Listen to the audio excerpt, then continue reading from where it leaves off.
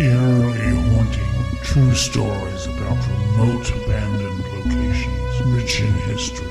Come with us in our travels from state to state, if you dare. Be the last time anybody sees us alive. I don't know where she has us going into something filled. Hello? Gina, there is a beehive over there. Do you see that in the hole? Buckle up, Buttercup. Welcome to 50 States of Madness.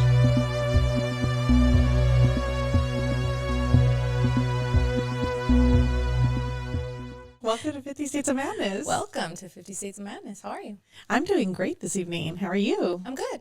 Had a pretty good week this week. Did you? I did. I didn't. Oh, Just kidding. I know.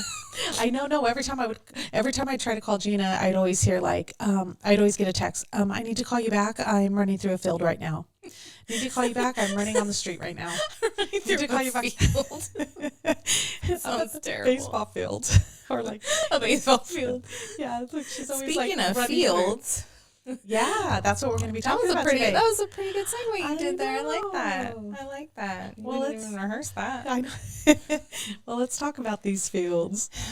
Okay, so what are we going to talk about today? We are talking about the Texas killing fields. We are. So that was one of our stops along the way in Texas. That was actually one of the major reasons that not one of the major reasons we went, but that was one of the big things that we wanted to see when we were there because it was very close to where we were staying. And it just came out on Netflix. So, we thought we'd head over there and pay our respects. And it was really, it was sad. It was heavy feeling like. It really is because, I've said it before that when you see something on TV and then you visit it in person, it just has a whole different feel to it than, like getting to visit these places and that are just all over in these movies and these documentaries and stuff. Like, it's just a different feeling to be there in person. And just having watched this documentary, The Texas Killing Fields, and then visiting all these places, because we hit up some, like most of a lot of places We did. that related to the Texas Killing Fields. Well, So- it's a huge, massive area. It is. It's a huge story, and it can get really confusing because there's so many people that are involved. So many victims that have been found. So many victims that haven't been found. Yeah, or identified. A lot of people are still missing. So we're just going to briefly touch on what exactly the Texas Killing Fields are. And then we're going to talk, the episode on the Texas Killing Fields is going to be, we're going to have multiple parts just because there's many victims. But today we're going to focus on 4 of them. And we kind of grouped it by who they think did it. right. So we're who gonna has done it or who they think did it. So yeah. So we're gonna touch on 4 or 5, actually 5 females today, but just a little bit about the Texas Killing Fields. So the Texas Killing Fields is a huge area, 25 acres of open land that runs between Houston and Galveston in Texas along the I-45. And the area that we're going to focus on today is in League City, and it's on Irvin and Calder Road, and it was an old oil field, and it's just to look at what it looks like now versus what it used to look like. Now it's a little more, there's a church there, it's a little more built up. But back then in the 70s and the 80s and probably the 90s, I'm not even sure when that church was built. Yeah, I'm not sure either.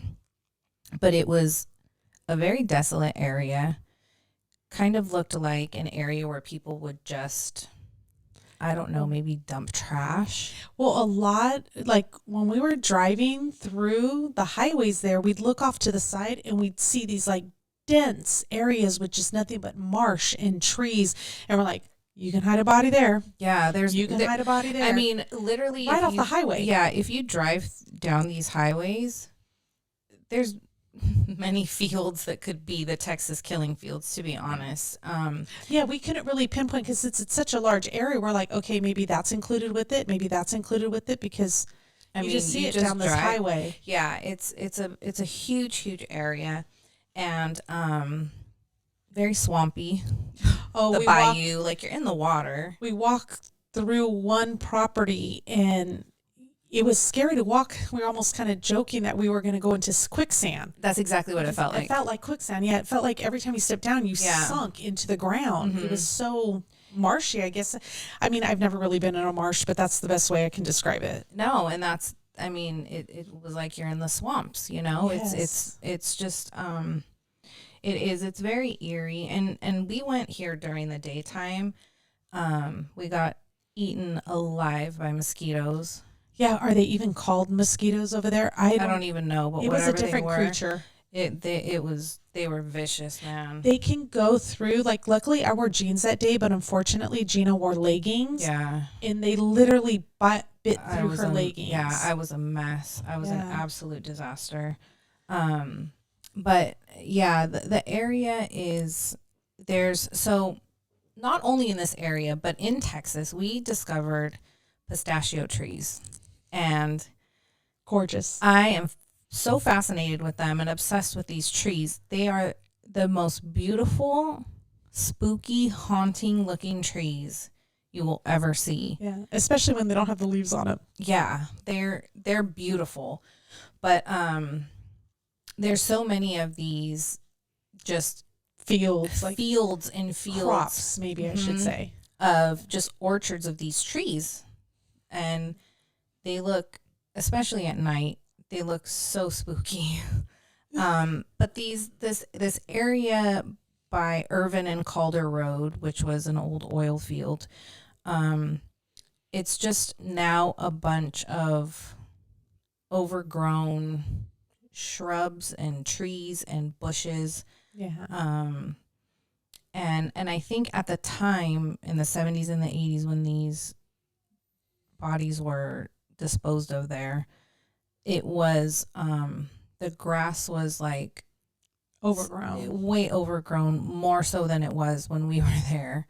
And so I don't even know.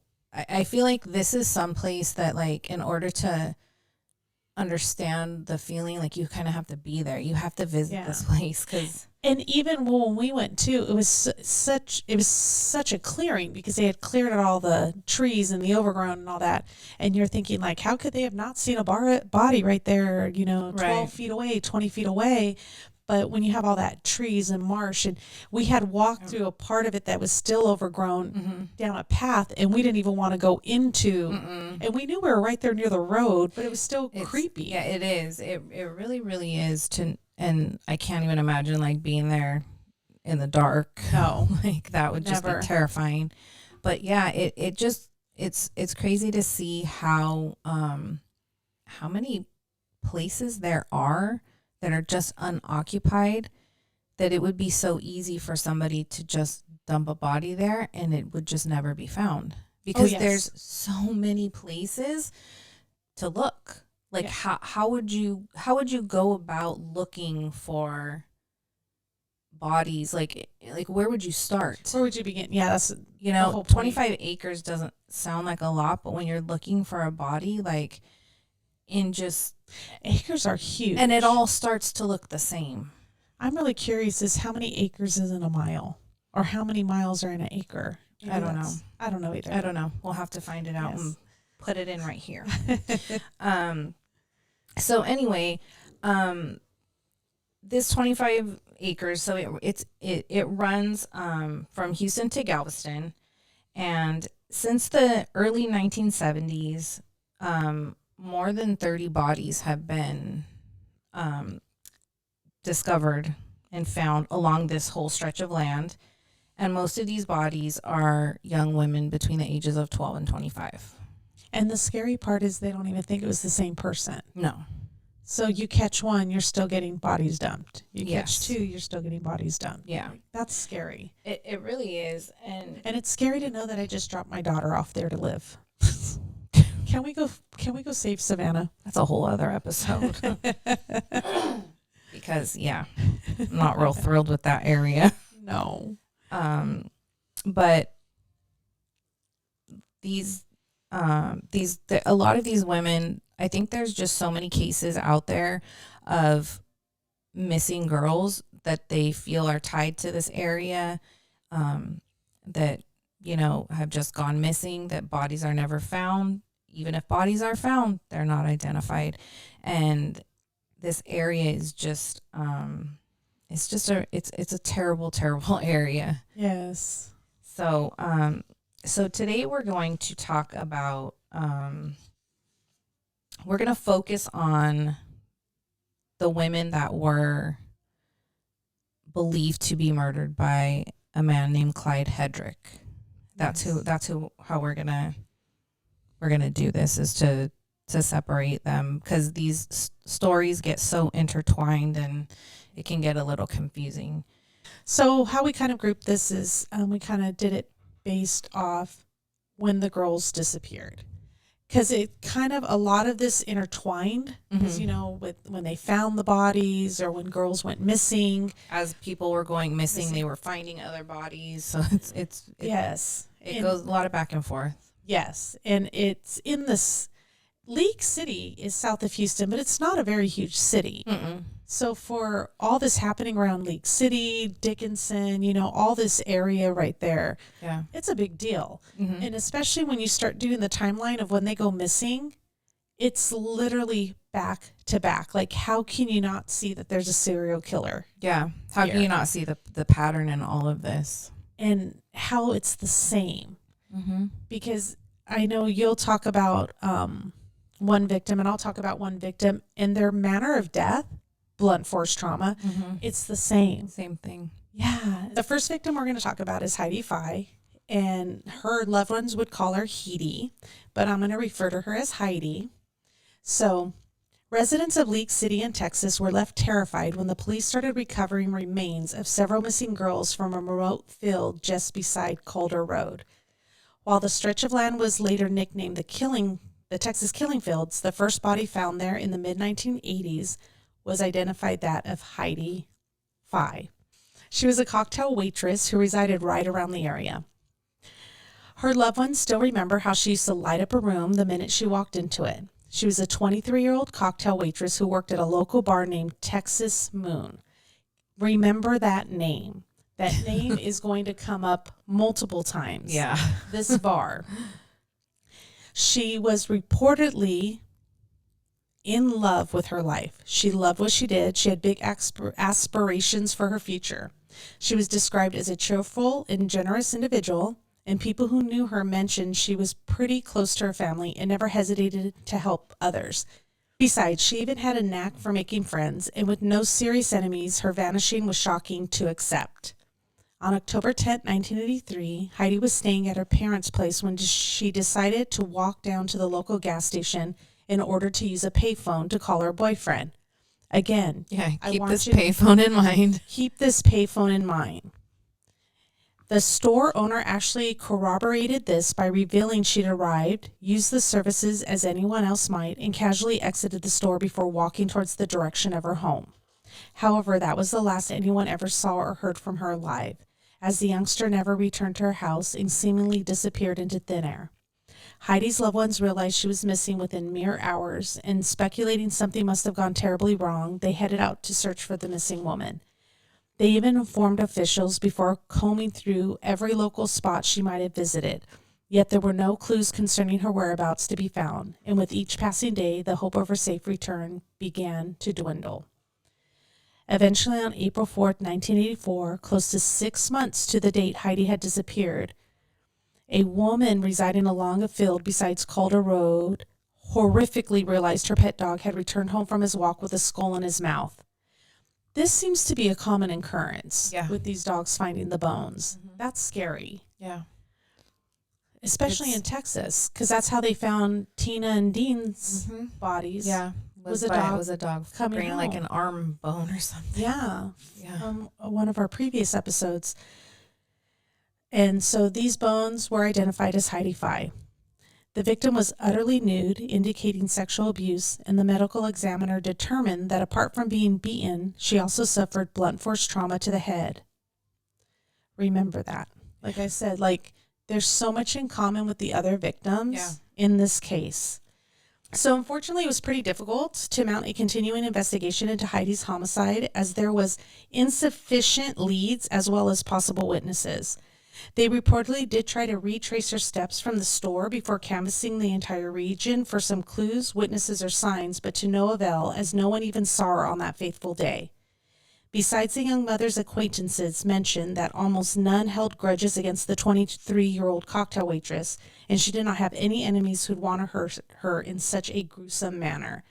And that's the second time that they mentioned this. So I'm thinking that they're like want to make a point that these girls had nobody out for them. Nobody was coming after them. Yeah. They had no enemies. They seemed to be very friendly, which is kind of scary because I tend to walk around, you know, thinking nothing's going to happen to me too. You know, you say hi to strangers passing by. Right. And how easy is it for like someone just to say, hey, how do I get over here? And I'm like, yeah, you go this way and they just grab you. Right. It's kind of scary.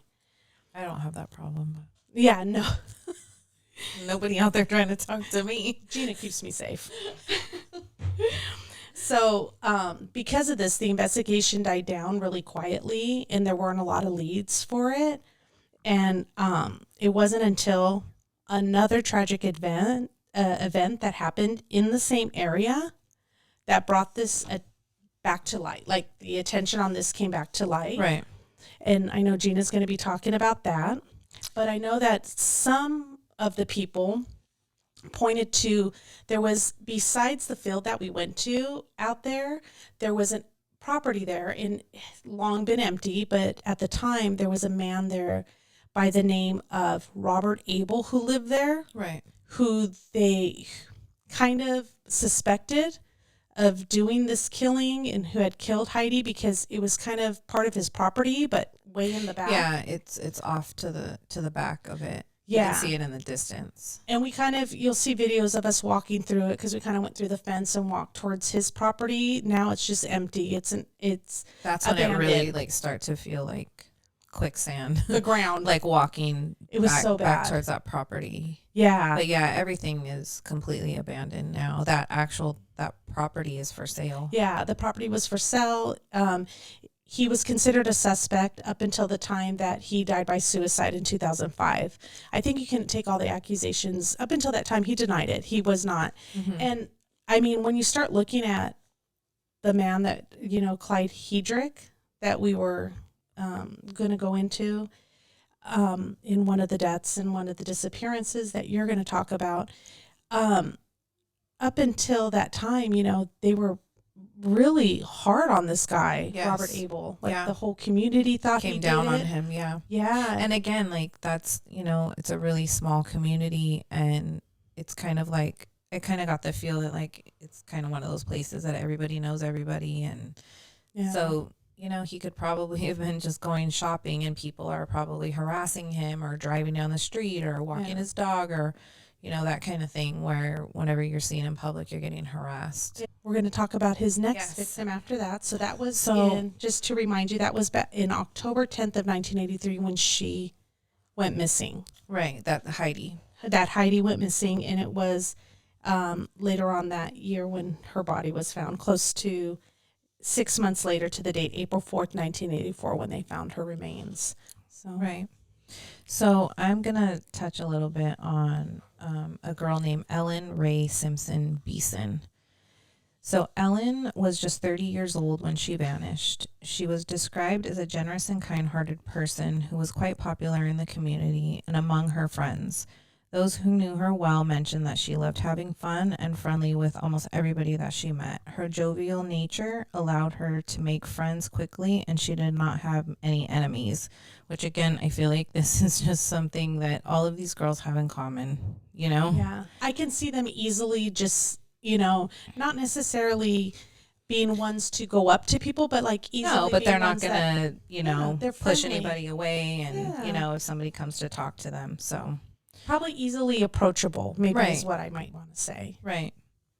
So, one evening in early July 1984, Ellen was bar hopping with her friends. They all met at the Texas Moon in League City, south of Houston. Wait, wasn't that where the cocktail waitress Heidi worked? Yes, it was. Okay, just checking. Here she met a handsome stranger named Clyde Hedrick. The two hit it off immediately, and Ellen spent most of the night with him. At the end of the night, when her friends were ready to leave, she told them to go ahead without her, and she made plans with Clyde to take a swim in a nearby lake. Which, I don't know. I mean, I guess maybe back then if somebody said you want to go swim in a lake, but like if I meet somebody at a bar and they're like, yo, you want to go swim in a lake? Yeah, I don't know if it's a thing you did. Well, I'm just thinking swimming in a lake in general, I'd be just scared. But here's the thing With the too, marsh, alligators, I'm like just thinking creatures. I feel like back then times were different.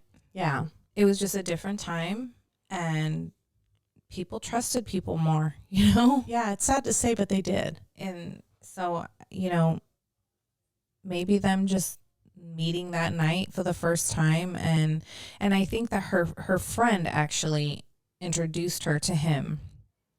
So I don't know, I believe her friend's name was Candy, and I don't know how well this girl Candy knew him, but I think he was well known over across the bar scene, you know? Yeah, I think they saw him frequently. They felt comfortable with him because he was somebody in the community that was around. He would go dancing. He was always, you know, dancing and entering dance contests and stuff. So I think a lot of these, you know, people just, again, small city, would run into each other. So maybe she just assumed that, you know, that was a safe thing to do. I don't know. Yeah. So Ellen never returned home after this, so her family gathered a search party. They even searched the lake where she was said to be heading that evening, but there was no sign of her. Days turned into weeks, and weeks turned into months, but no sign of Ellen. The police searched and searched in their investigation to find out what had happened to Ellen. The detectives received their initial breakthrough early on in the case, since Ellen's friends could give an accurate description of who Ellen left the club with that night. Using that very detailed description and along with other witnesses, they identified Clyde quickly as the man she left with. He was known around town since he worked in construction as a roofer. People who knew Clyde described him as a quiet man who kept mostly to himself. However, he did like to go out dancing in the clubs around town.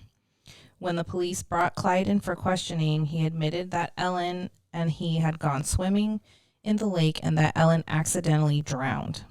He was too scared to call the police, so he dumped her body under a discarded sofa on the side of a dirt road. I mean, I don't know.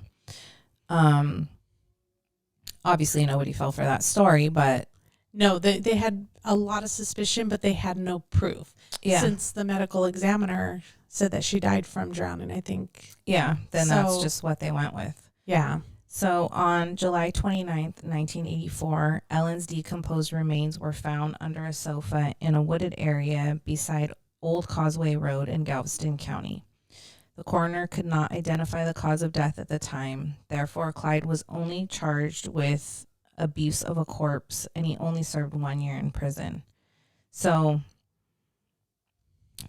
I don't, you know, many of you may have seen the show, The Texas Killing Fields, and they kind of go a little deeper into this story. But after Ellen had gone missing, her friends were questioning Clyde, you know, where's she at? And at first he said, you know, I don't know where she is. I haven't seen her. I don't know where she is. And then finally, when her friend Candy, who had introduced her to Clyde, said to him, you know, was questioning him, he said, hey, you know what? I'll take you to her body. I'll show you where she's at. And he took her to this road where he had dumped her. I'd be so scared to get in the car with them and to go with them Right? anywhere after he said that. Yeah. And so She's so lucky. that's when he said that, obviously this guy had many stories, but he said that they were going to go she wanted to go skinny dipping, and that he thinks that maybe she hit her head or something and drowned. He saw her floating in the water, and he got scared, took her body out, and that he drove with her. And on the way to the hospital, he got scared that he was going to be charged with killing her. And so that's when he pulled over on the side of the road and put her under this sofa. Mm-hmm. So years later, in 2011, Clyde's ex-wife came forward and said that he had admitted to killing Ellen in a drug deal gone wrong, and that he sexually abused her after she was dead. With this new information, Ellen's body was exhumed in 2012. The medical examiner this time said that Ellen had suffered severe skull fractures. She was hit on the head before she drowned. So here we go again, blunt force trauma. Yes. So in 2014, the police got an arrest warrant and charged Clyde with murder. He was sentenced to 20 years, but later released after only 7 years for good behavior. Yeah. It's ridiculous. Yeah. Oh God. It's infuriating. I mean, once you hear like these stories just continuing and continuing about him, it's just, I can't. And just to be clear, like, that's the only person that he's actually served time for. Correct. Like, as far as these women, because Mm-hmm. he did serve a little bit of like time for other little crimes here and there, but that's Yeah, but this for is Ellen. for murder He or did the anything 1 like year. this. This was it. 1 year for And abuse then of a corpse, and then 7 years. 7 years. Because of a Texas law that says that if you're in there and you do good behavior, you get out early. Mm-hmm. Since then, they revamped it and said that violent crimes cannot fall under that. But since his crime occurred before that law was in place, Yeah, that little loophole, Yeah. they got him out. on a technicality. It's crazy. Yeah. So that was Ellen Beason. And so now we're going to go over to Laura Miller.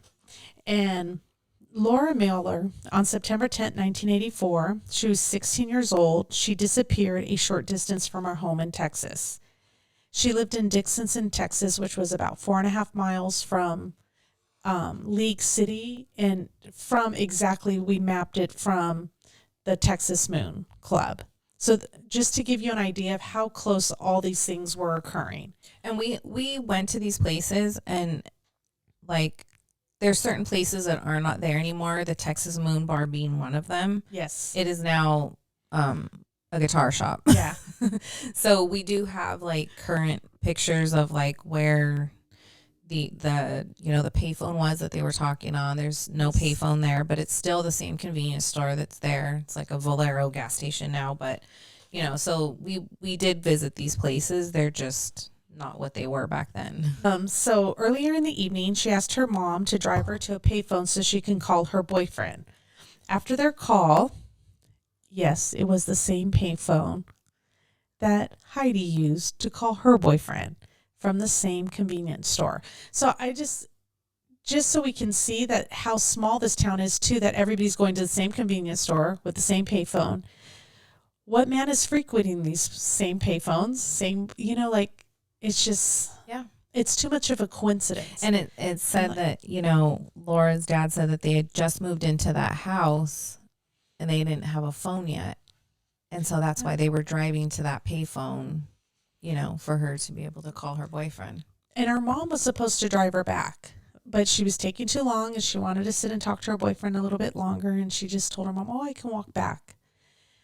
So, and just so we can see how close she lived to Clyde, is that Laura Miller's house was around the block from Clyde's house. Yeah, they lived 2 houses apart. Yeah, and it was kind of like it wasn't sideways, it was kind of like from the back, right? Or was it exactly? I think it was 2. Just 2 houses Yeah, they down? lived 2 houses. Well, the houses are kind of set up a little weird, but she only lived a half a mile from this payphone. And only 2 houses from Clyde. She'd have to pass Clyde's house to get home. Yeah. So just so we can see how I guess maybe they are making a connection. They just don't have the proof, but I'm hoping that, one day. Yeah. But so she was supposed to walk home, but she never returned. So Tim Miller did not believe, Tim Miller was Laura Miller's father. And after Laura went missing, he didn't believe that the authorities were doing enough. He started finding out about all these other victims that were coming up, Heidi's body, who was found in April of 1984. We have Ellen Beason, who went missing and whose body in July, of 1984. So it's all happening around the same time. Yep. It's crazy. And so he wanted to get these families together, but the cops kept saying, no, you can't talk to Heidi's family. They're not ready. It'll, somehow mess up the investigation. We need to keep it separate. Heidi's family doesn't want to talk to you, whatever the reason. And at that time, I think, like if you're in that position, you're just doing whatever they're telling you to do, because you don't want anything to be messed up. You want them to be found. You want whoever did this to be found. And so you're just, trying to just do whatever they tell you to do. You're putting a lot of trust in them. Mm-hmm. But he wanted to search for his daughter. And so he was trying really, really hard to get investigators to do it. But he said, never mind, I'll just set up my own volunteer search and rescue. Tim Miller started seeing connecting the dots between Heidi's disappearance and Laura's, that they were from the same payphone, the same convenience store. He started trying to connect the same dots, and he started asking the investigators to please look where they found Heidi's body. Can you please look for my daughter where Heidi's body's found? And they wouldn't even tell him where her body was found. So he can go and search himself. And then he started hearing about this Abel guy who's being connected. So he started actually harassing Abel. So he was part of that, because he thought the investigators had their man, because it was behind his property. But so he decided that he was going to take matters into his own hands. He was trying to get things done. And so in the year 2000, and then how many years is that later? Mm-hmm. I mean, this poor man does not know what happened to his daughter. She is found, though. Let me take you back a little bit, because Laura's body was recovered in 1986, not that far away from where Heidi was. When investigators finally started looking around there, they found Laura's body. Yeah. And we were there at the markers where, And they are so close to each other. They are. And they could have probably found her immediately. Like, not without a doubt. Yeah. Because they were both found in the same position under a tree, laying on their back. You'll see in the pictures, because we visited that whole area where the memorials are at. And there's 3 of them that are super close to each other. And then one is off a little bit in the distance, not far in the distance, but, a little further. But 3 of them are like pretty close to almost being on top of each other. Yeah. In 2000, he established Texas EcuSearch, TES. It's a volunteer organization that helps families to try and locate missing family members. According to the official TES website, the organization has worked on more than 2,000 cases and discovered over 300 bodies and 400 living people. He has put his life into this. Yeah. And if you've watched the episode of the Texas Killing Fields, it breaks your heart, because there have been times when he's wanted to stop searching for who killed his daughter, because it just takes such an emotional toll on his body. And he's like 75, 76 years old. It's just, he wants closure, and it's really hard for him to get it. And every time he'll go and he'll talk to her there's little benches there and where you can sit. It's a really beautiful area. It's really beautiful. And he goes and talks, and he says that every time he lets her know, like, hey, I can't do it much longer. I can't keep coming back. Something tells him as he's trying to walk away, please don't stop. Please don't stop. Yeah. Yeah. So, but now since he's connecting all the dots between all this, in fact, he found out, Clyde lived 2 doors down, and Clyde, because the story about Ellen Beason came out, and him serving time for the corpse and sexually assaulting the corpse. So he started suspecting Clyde. Right. And I'm going to just kind of try to briefly, but it's really hard when you say briefly, with a man who has a rap sheet, Yeah. super long, starting from when he was in his teenage years. So he has so many charges against him, and I'm just going to try to touch on a few.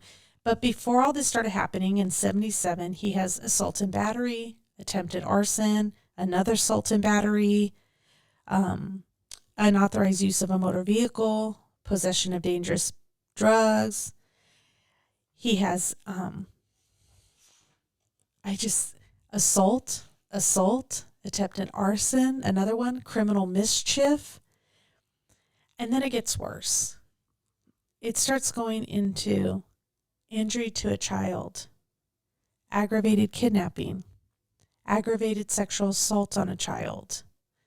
And he never served time for any of this? Like, not, like, no, I mean...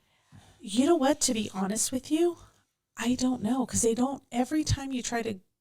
It's crazy because I couldn't even find this man's birthday.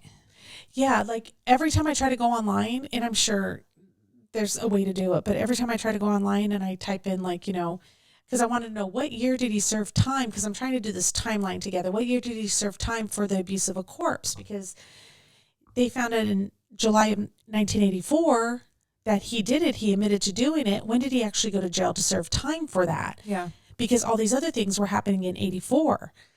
Was he out or was he in jail? Well, on here, we kind of put it, when we're looking at these charges, abuse of a corpse, he wasn't charged until February 19th of 1986. So I'm going to assume that's the time that he probably served that year and a half, because there's this gap between there and a theft that happened in October of 1987. Oh, there you go. So he was in prison at that time. So he was out during this time of 1984. Mm-hmm. So I was trying to piece together this timeline. I'm being an armchair detective, and I'm sure the detectives already know all this, you know, but I'm just trying to make sense of it in my brain as well. Yeah. What's happening here. So when I try to type that in, it's like all that pops up is he served 7 years. He served 7 years, got out early. That's most of the news. But I'm sure if we dove into like records, Yeah. and got the actual records for each of these, because they do kind of go into it. They'll say, like, in Galveston County, Texas, between January 1st, 1992 and December 31st, 1993, the defendant played pornographic videos to Marla Sanford, a child under the age of 17, knowing that Marla Sanford was present with the intent to arouse and gratify the sexual desire of the defendant. Here's another one where he, the defendant would physically assault and cause bodily injury to Deborah Darling, his wife. Defendant threatened Deborah Darling's life with a deadly weapon, namely a knife, while they lived in Galveston County, Texas. It's just... Oh, the defendant was spying on Deborah Darling's daughter, Marla Sanford, and her daughter's friend from a hole in a closet while they lived in Hitchcock, Galveston County, Texas. The defendant had sexual intercourse with the deceased body of Ellen Beason in Galveston County, Texas. Yeah, that was that Deborah. They were actually on the text. I know she was talking about it. Yeah. She's the one that they drive around, and she shows the places that this stuff happened. Yeah. I mean, because she was shocked that her mom married this man. Yeah. But the mom, you know, she met him again at a dance hall, dancing. Yeah. He charmed her. At I believe they met at Texas Moon. Mm-hmm. And he's still frequenting. And even when he got out of jail, for serving the 7 years, he went back to the same community. I mean, since then, and he's still there. He's still there to this day. Living in Texas, yes, in a halfway house. So, I mean, there's just all these charges against him that it's really, really hard to read, especially when it's with a child. Yeah. Injury to a child, sexual assault against a child. And this is from the district, assistant district attorney in Galveston County, Texas, Kevin E. Petroff, because they were putting all the cases together, like kind of, you know, so It's a state's notice of intent to use evidence of other crimes, wrongs, or acts against somebody. And they actually list that the defendant had sex with Laura Miller and then intentionally and knowingly killed her. Even though he hasn't gone to jail for it, he hasn't been charged with it. Yeah. They do, I mean, just have an idea. Hearing all of this, can you imagine being her father? I know. And nothing's being done about it Got to yet. be infuriating because he even says, in that documentary, if you want to commit a crime, this is a place to do it because they don't do anything about it. Do it in Texas. Yeah. They also have the defendant intentionally or knowingly killed Heidi Marie Fye. And then it says, on or about June 30th, 2013, the defendant stated that he has murdered 4 to 5 women during the course of his life. Yeah. Well, like we just said, 5 women that we're talking about just we have tonight. 5 women that we are talking about. Yeah. We've already touched on 3, and I know that Gina has 2 more to talk about, but I just want to end Laura Miller's with saying that Tim Miller did win a civil judgment against Clyde in July 2022. He won a wrongful death lawsuit, and he was awarded $24 million in liability and damages. The judge granted the motion on the default when Hedrick failed to appear despite notice of the hearing. However, despite being found civilly liable for Laura Miller's death, Hedrick has never been charged with her murder. Speaking after the hearing, Tim Miller told the press, "I filed the wrongful death suit to let Clyde Hedrick know that, Clyde, I'm still here, I am still here, and I'm not going to quit until the day I die. I want to let Clyde know that I know what you did to my daughter, and I'm not going to let you rest until we have you where you need to be for the rest of your life. As time goes by, and the more information I get, and the more information I am continuing to get, I have no doubt in my mind Clyde Hedrick is responsible for Laura's murder." So, hopefully, That's one thing I don't understand. How is it that they can be found guilty in a civil court? you don't need as much evidence. You can use circumstantial. Why does that even exist? I don't know, because I know that He's never going to see too. Exactly. Yeah. He's never going to see a penny of that $24 million. Oh no, absolutely not. So what does that prove? Like, why do we do this? Like, I don't, like, that's got to be such a slap in the face to everybody to just, to be able to, for him to be like, oh yeah, well, there's nothing you can do. Like, Yeah. I was found guilty in a civil court, but you can't do anything. Like, it's got to be just. I think it's just to bring evidence together, maybe to help gather evidence, to help the prosecution, maybe, because if somebody was found guilty in a civil lawsuit and I was sitting, For me, that would, like, as a parent or just as anybody, not even just as a parent, but just to know that one of my loved ones that I am convinced was murdered by this person and they were found guilty in a civil lawsuit, but that's it. Yeah. That would be infuriating to me. Yeah, it just takes less evidence. And I think sometimes they want everything tied in a neat little bow for them. I know we talked about that before, how it takes so long for it to get to the court, but they want to make sure, because you can't do double jeopardy. You can't say, I found this, and try them later. Yeah. So you want to make sure that you have everything and you want no doubt in their mind. I mean, how much more do you need, But for to fuck's me, sake? I Like, know. it's all here, and the man was in jail. Yeah. You have him. Like, know. what do you need? What else do you Just do it. Yeah, and honestly, like, that's not the road we're trying to go down, is to, like, talk poorly and speak poorly of the detectives on this case and the police. We don't that's know not- where they're at in the investigation. no at idea, but just as us not knowing anything, like, of course, it just looks like everything is here. You Yeah. know, like, what else do you need? Like, everything is just kind of He laid goes- out for you. He goes to jail. Some of the things stop. There's no body. I mean, go ahead. We're going to finish with the last 2. And you kind of see that little abrupt, gap in the time Yeah. between the 4th victim and the 5th victim. Yeah. And then when he says that I've killed about 4 to 5 women, I mean, Oh, there you really? go. yeah. So we're going to talk about two other females now. So on February 2nd, 1986, 2 male juveniles were riding bikes in a field off of Calder Road, same area that we're talking about, when they found the remains of 2 female victims in close proximity to each other. Detectives worked with the Galveston County Medical Examiner's Office in an attempt to identify victims. They were unable to identify the first victim, and she was given the name Jane Doe. A short time after, the second victim was identified by dental records, and that was the body of Laura Miller. That was in 1986. February yeah. 2nd, 1986. So on September 8th, 1991, the body of a female victim was discovered by 2 people riding horses in the same field again. Detectives worked with the Galveston County Medical Examiner's Office in an attempt to identify this victim. After the thorough investigation, detectives were unable to identify the victim, and the medical examiner's office gave her the name of Janet Doe.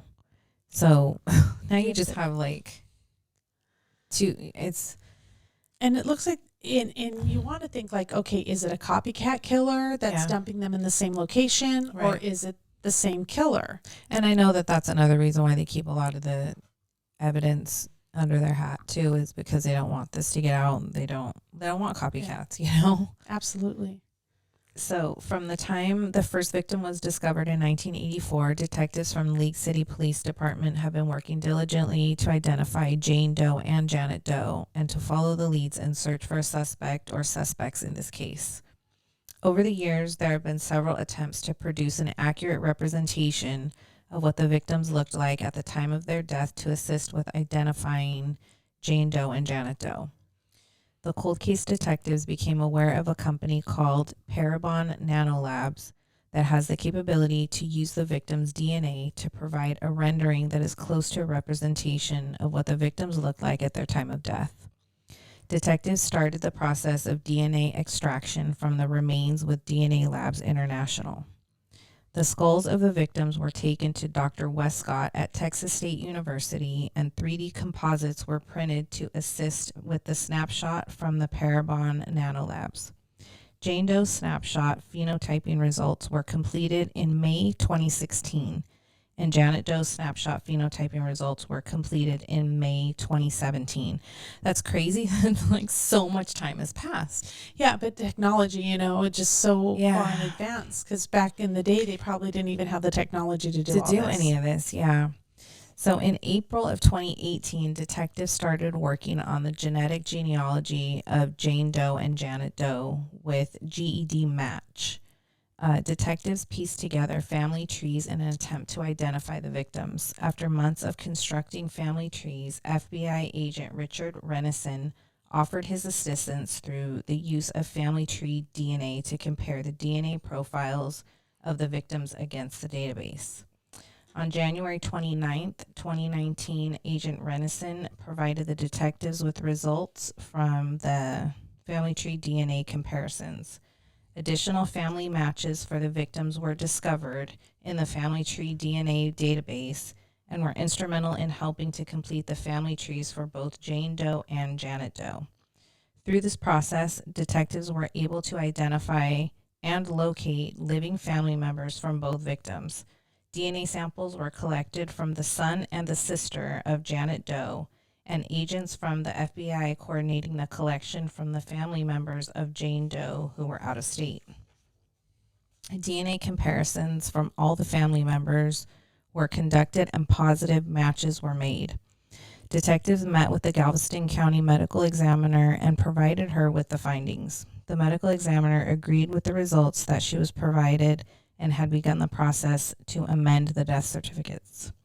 Since the identifications had been made, detectives have continued their investigation, and the following information has been discovered about each victim. So now Jane Doe and Janet Doe both have names. They both have.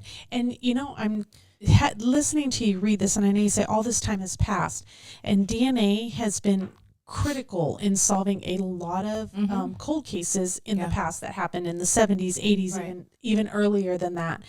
And I just think nowadays, like back then, it was easier to get away with it, but technology has come so far that I think how are there still serial killers? Yeah, well, I'm going to think like we're going to catch them faster, or we're going to identify bodies faster. I think it's becoming quicker and quicker as long as we have the technology. It's just, I know it's the time that it takes for them to submit it. Yeah, and we don't have enough maybe labs and enough people that work in that field because it's still so new. It is. That they just don't have all that set up yet and equipped for all that, because we're dealing with all the ones in the past and now we're dealing with all the ones that are happening now. But I don't know, it kind of makes me a little bit hopeful that people will get answers a lot sooner than or at least these cold cases can be solved, if nothing else. And the answers can come faster before, family members die, before they find out what happens to their loved ones. Yeah, and that's what's so sad is that so many of these people end up passing away and not even knowing what has happened to, their loved ones. Yeah. Or that, they absolutely don't know closure.